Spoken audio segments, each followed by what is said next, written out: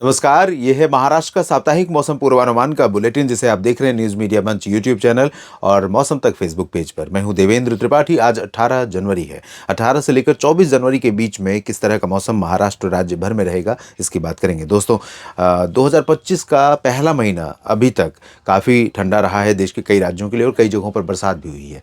और महाराष्ट्र की अगर बात करें गैर मानसून सीजन में, तो महाराष्ट्र वैसे मानसून में भी और सामान्य दिनों में भी महाराष्ट्र उत्तर और मध्य भारत के कई राज्यों के लिए कह सकते हैं कि एक तरह से बादलों के लिए, अगर हम बादल जो कि बंगाल की खाड़ी और अरब सागर से आने वाली हवाएं जो बादल बनाती हैं, उन बादलों के लिए एक तरह से द्वार की तरह है।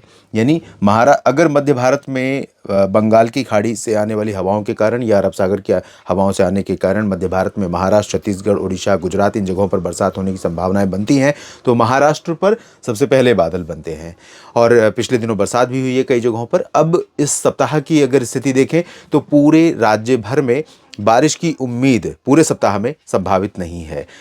अरब सागर से और बंगाल की खाड़ी से नमी का थोड़ा फ्लो रहेगा बीच बीच में, लेकिन बहुत ज़्यादा चांसेस नहीं है क्योंकि उत्तर की हवाएं, क्योंकि अब सीज़न चेंज हो रहा है। सन जो है वो नॉर्दर्न हेमिस्फीयर की तरफ मकर संक्रांति के बाद से मूव करना शुरू कर चुका है और दिन अब धीरे धीरे ग्रेजुअली बड़े होंगे, रातें छोटी होने लगेंगी, तो मौसम चेंज हो रहा है, टेम्परेचर दिन का बढ़ने लगेगा, धूप का असर बढ़ने लगेगा और हवाएं भी उसी तरह से अपनी दिशा बदलने लगती हैं।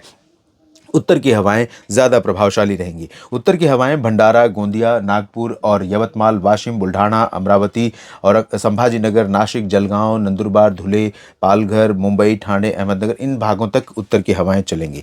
और इसके नीचे के क्षेत्रों में ज़्यादातर जगहों पर अगर मैं बात करूं रायगढ़ की या पुणे और सतारा, रत्नागिरी, सिंधुदुर्ग, कोल्हापुर, सांगली, सोलापुर, उस्मानाबाद, बीड, जालना और लातूर, नांदेड़, हिंगोली की, साथ ही साथ इधर चंद्रपुर, गढ़चिरौली और यवतमाल की, तो इन जगहों पर ज़्यादा समय बंगाल की खाड़ी की हवा का और कुछ अरब सागर की हवा का प्रवाह रहेगा।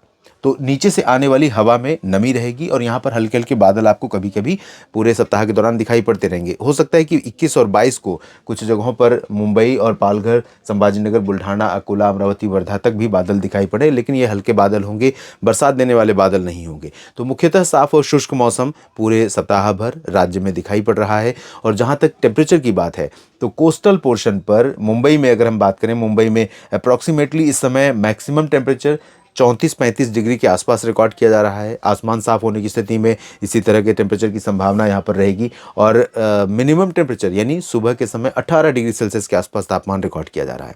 और इंटीरियर पोर्शन में बाकी जो हिस्से हैं इन जगहों पर अभी काफ़ी कंफर्टेबल सिचुएशन है क्योंकि मैक्सिमम 30 के करीब है, कहीं पर 29 हो सकता है, कहीं पर 31 हो सकता है, 1-2 डिग्री ऊपर नीचे। और न्यूनतम तापमान 16 डिग्री के आसपास है। तो दोनों ही बहुत ही प्लेजेंट टेम्परेचर माने जाते हैं। 30 और 15-16 ये बहुत ही कंफर्टेबल और बहुत ही प्लेजेंट टेम्परेचर होता है। तो मौसम काफ़ी अच्छा रहेगा फसलों के लिए, चाहे वो हॉर्टिकल्चर हो या फिर फूड ग्रेन यानी जो खाद्यान्न फसलें हैं, तिलहनी, दलहनी, सभी फसलों के लिए अच्छा रहेगा मौसम। और बरसात नहीं होगी, कोई तेज़ हवा नहीं चलेगी, अंधड़ नहीं होगी। तो ये ओवरऑल मौसम की तरफ से कोई व्यवधान इस सप्ताह पूरे महाराष्ट्र में मौसम की तरफ से फसलों के लिए, किसान भाइयों के लिए रहने की उम्मीद या आशंका नहीं है।